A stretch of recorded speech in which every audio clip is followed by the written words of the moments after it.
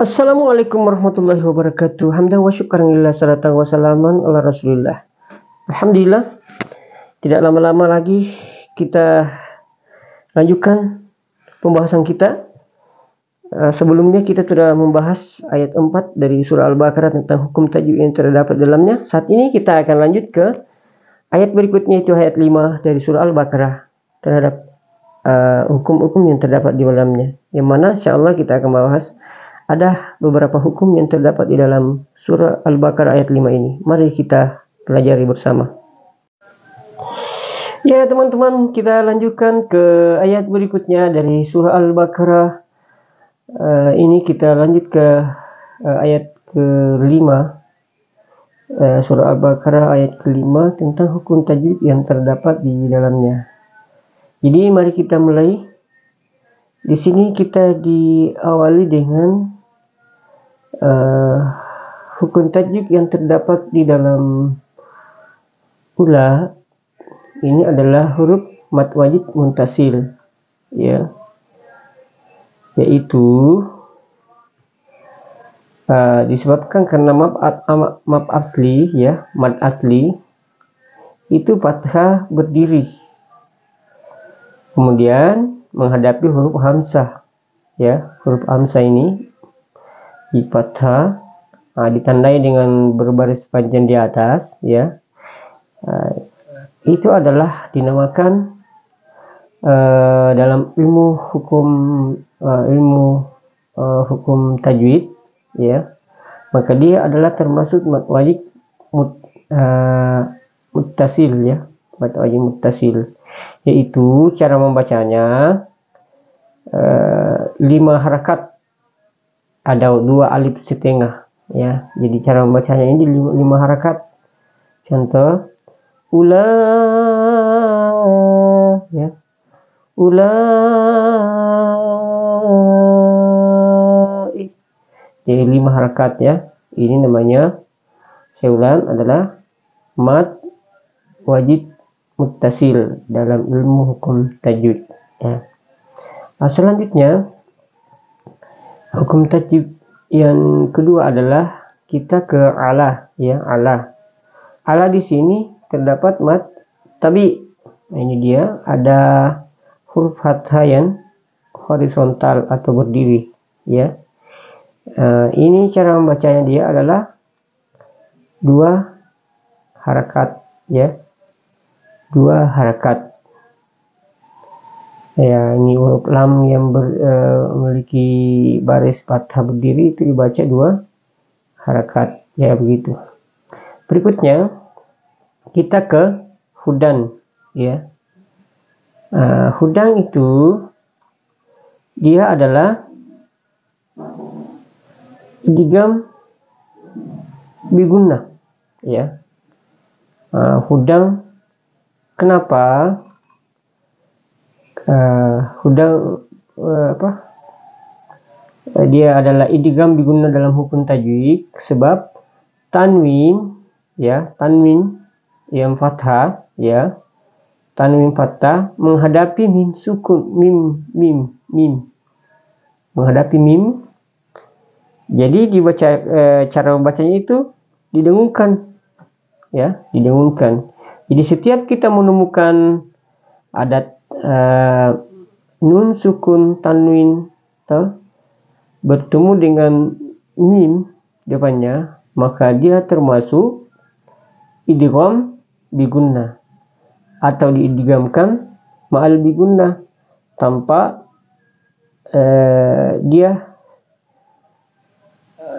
dibaca dengan didengungkan, dia diidghamkan dan didengungkan. Contoh hudam, hudam, jadi bukan hudam, ya, tapi dia hudam,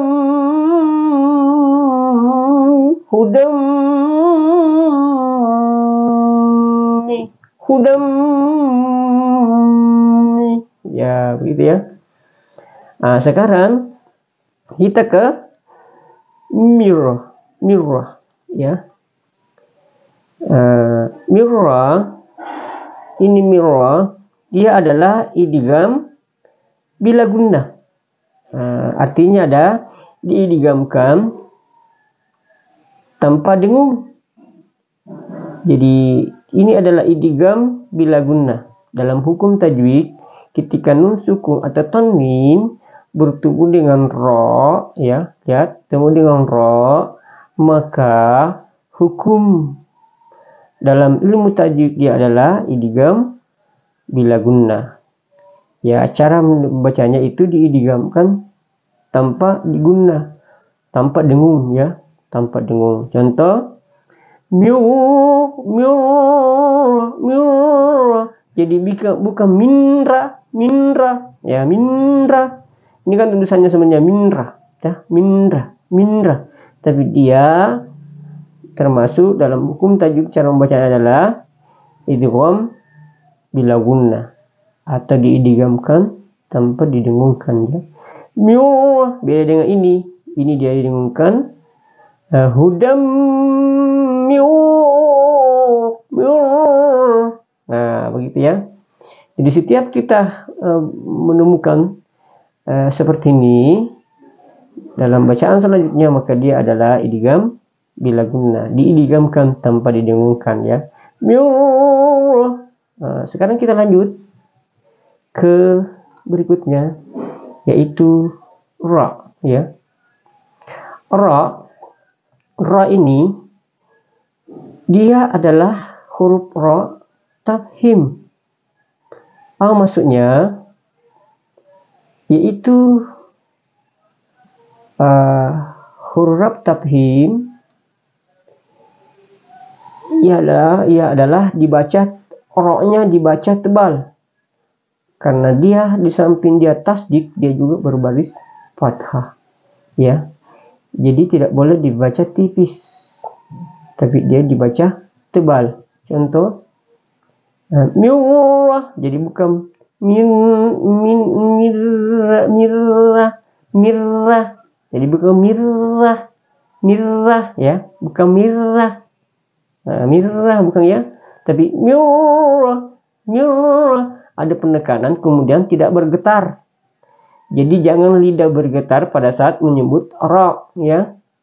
Jadi setiap kita menyebut ra yang seperti ini bentuknya, maka ra ini tidak boleh ra, ya, tidak boleh dibaca ra, tapi ra, ya, tebal, ra, ya, tebal, ra tanpa getar. Lidah itu tidak boleh bergetar. Boleh bergetar cuma satu kali, ra, bukan ya, boleh ra, ya, ra, ya, toh. Ya, jangan seperti itu, tapi ra, ya, begitu ya teman-teman. Selanjutnya di sini terdapat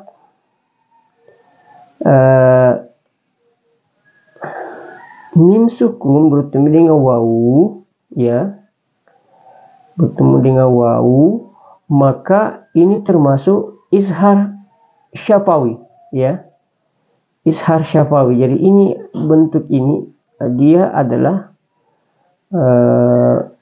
bukan wakaf, ya. Ketika kita ketemu seperti ini, maka tidak boleh berhenti, harus disambung, ya. Rabbihim wa ula. Jadi bukan Rabbihi, bukan, ya, karena dia termasuk izhar syafawi, dibaca mim sukun ini dengan jelas, ya, dibaca mim sukun ini dengan jelas, ya. Jadi tidak boleh Rabbihi, ya, tapi Rabbihim wa ya,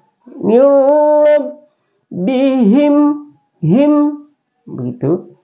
Jadi saya ulang, ini adalah izhar syafawi, ya, begitu.